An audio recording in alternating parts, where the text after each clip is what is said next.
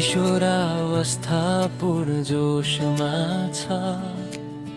म एक विद्यार्थी हुँ र मलाई आत्मनिर्भर हुन आवश्यक छ। बिना सहयोग आफ्नै चिजहरू राख्न।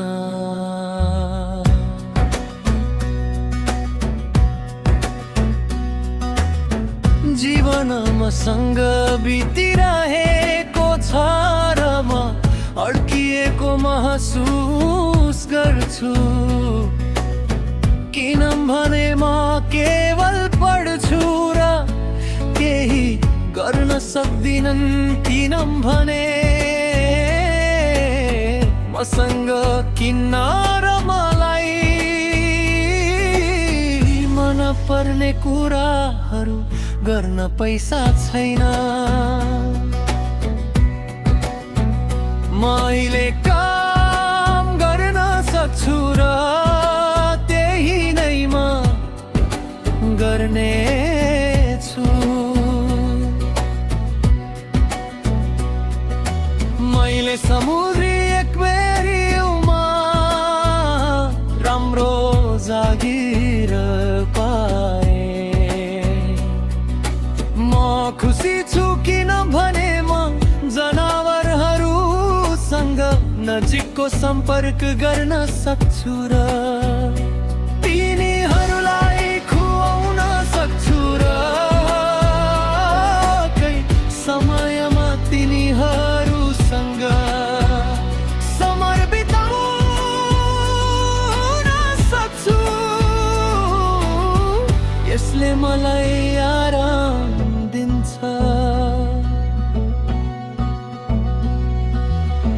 अर्कोतर्फ म स्वीकार गर्दिन कि जब नयाँ कामदारहरूले आफ्ना तरम पुरा गर्दैनन् तब मलाई नर्भस बनाउँछ। वा खराब व्यक्ति जस्तो पनि महसुस हुन्छ। किनभने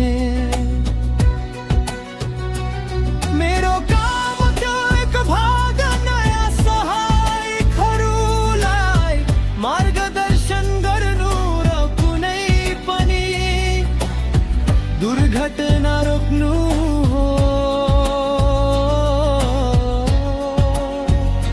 तर आराम गर्नु र मेरो र सबैको भलाइको लागि सबै कुरा प्रवाह गर्न दिन राम्रो हो। म तपाईको बारेमा के भन्न सक्छु। तपाई भव्य र सहज पनि हुनुहुन्छ। तपाई धेरै ऊर्जावान हुनुहुन्छ र तपाईलाई झुट बोल्न मन पर्दैन।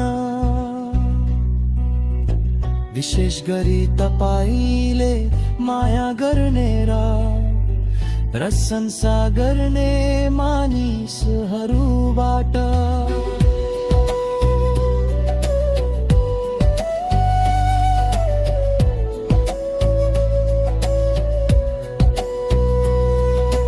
तपाईले अपेक्षा गर्ने कम्तीमा इमानदारी हो।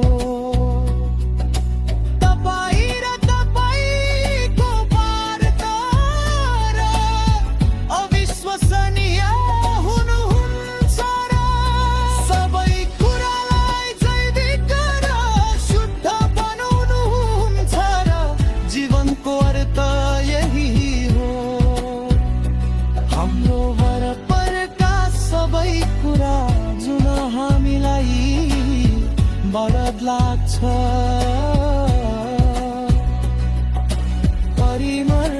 परिमार्जन गर्न आवश्यक छ।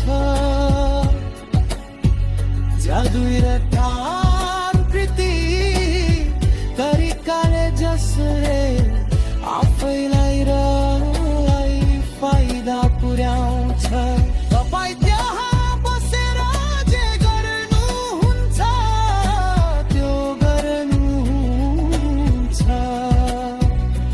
तपाईँसँग भएका ती परियोजनाहरू वा विचारहरूबाट कहिल्यै नडराउनुहोस्। तपाईँसँग ती प्राप्त गर्ने सत्य प्रतिभा छ। त्यसैले तपाईँ वास्तवमा जस्तो हुनुहुन्छ र जीवनमा के चाहनुहुन्छ भनेर देखाउनु कहिले अनुमति माग्नु।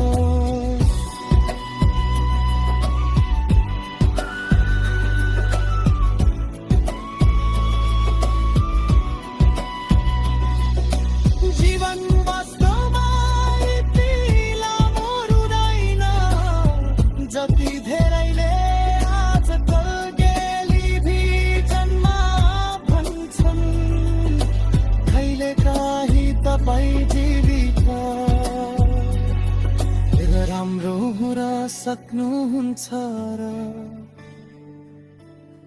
भोलि तपाईलाई थाहा हुँदैन।